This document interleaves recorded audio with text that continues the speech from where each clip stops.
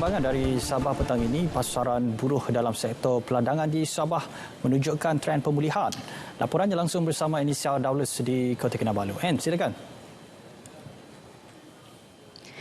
Ya, baik Azam. Pasaran buruh dalam sektor perladangan di Sabah menunjukkan tren pemulihan selepas pandemik COVID-19. Bagi tempoh 2020 hingga 2022, jumlah kekosongan jawatan dan penempatan dalam sektor itu masing-masing menunjukkan tren peningkatan. Timbalan Menteri Sumber Manusia Mustafa Sakmud berkata dalam tempoh 3 bulan pertama tahun ini pula kekosongan mencatatkan 28,118 dengan 419 penempatan pekerja. Katanya angka itu dijangka meningkat dengan ketara selepas bulan Mei ini susulan permulaan program pengambilan pekerja menerusi Daya Kerjaya. Mustafa berkata demikian kepada pemberita selepas menyempurnakan Public Talk Series 2023 bertemakan Strategi Malaysia dalam perkembangan kerjaya generasi muda di Universiti Malaysia Sabah, UMS Kota Kinabalu. Mengenai kadar pengangguran di Sabah, katanya ia menunjukkan sedikit penurunan pada suku tahun keempat 2022 iaitu 8.1%. Tambahnya terdapat juga kebimbangan dengan trend baharu yang menyaksikan ramai lepasan sijil pelajaran Malaysia SPM tidak menyambung pelajaran kerana lebih berminat menjadi pekerja gig.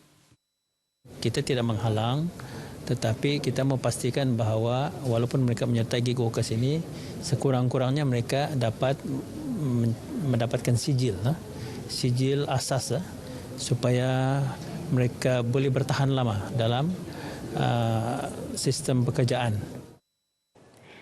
Kerajaan negeri menyokong penuh pembangunan industri filem tempatan dan mahu menjadi sebahagian daripada ekosistem hiburan tanah air yang berdaya saing. Justru pemain industri berkenaan perlu perancangan teratur selain mempunyai persatuan agar memudahkan kerjasama dengan pihak kerajaan menghasilkan karya berkualiti dan nilai keboleh pasaran sekaligus diketengahkan ke peringkat lebih tinggi. Menurut Timbalan Ketua Menteri Datuk Seri Panglima Dr. Jeffrey Kitingan, dalam masa sama lebih ramai pengarah filem tempatan dan penggiat industri perfilman tempatan tampil mengetengahkan idea kreatif sekaligus membuka peluang pekerjaan yang lebih luas dalam bidang berkaitan. Beliau berkata dalam sidang media filem Tribesman The Last Red Hunter, filem epik pertama Sabah dalam bahasa Kadazan Dusun, Murut dan Rungus di Kota Kinabalu.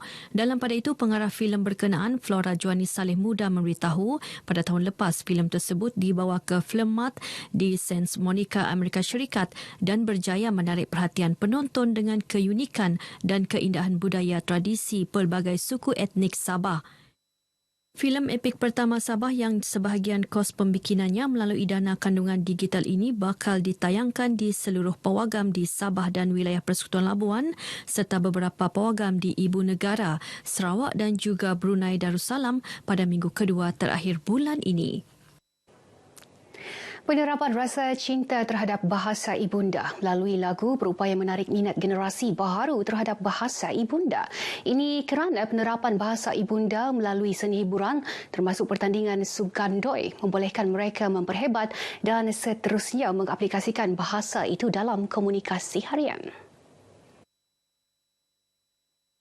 Dia amat penting sekali sebagai mengasah bakat anak-anak didik ataupun pelajar-pelajar sekalian di peringkat sekolah rendah agar mereka dapat memartabatkan bahasa ibunda mereka ini iaitu bahasa Kadazan Dusun pada masa yang datang dan akhirnya bahasa ini tidak akan luput di telan zaman.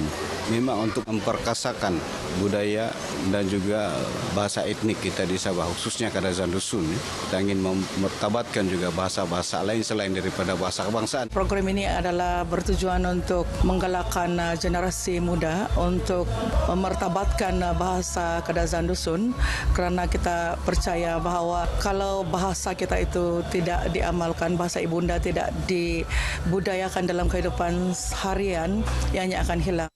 Mereka ditemui RTM dalam pertandingan Sugandoi peringkat sekolah daerah Tambunan. Seramai 47 peserta dari sekolah rendah dan menengah menyertai pertandingan ini.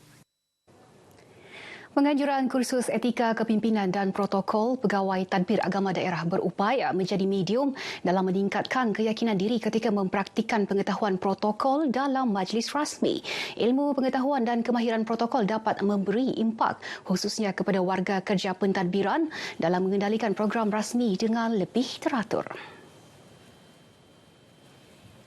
Pengarah Jabatan Hal Ehwal Agama Islam Negeri Sabah Jahins Datuk Saiful Zaman Sangul menyatakan antara tumpuan diberikan adalah meningkatkan imej profesional dengan membantu peserta memahami teori dan amalan protokol serta kemahiran sosial dalam urusan pengendalian majlis. Dengan adanya kursus etika kepimpinan dan juga protokol ini, kita mengharapkan dapat memperkasakan pegawai-pegawai dan juga dapat memperkasakan pengurusan-pengurusan kita di peringkat daerah. Dan inilah di antara hasrat kita supaya kepimpinan itu dapat berkesan dan juga majlis kita itu dapat diatur dengan tertib. Beliau ditemui pemberita RTM selepas majlis penutupan kursus etika kepimpinan dan protokol pegawai tadbir agama daerah 2023 di Kota Kinabalu.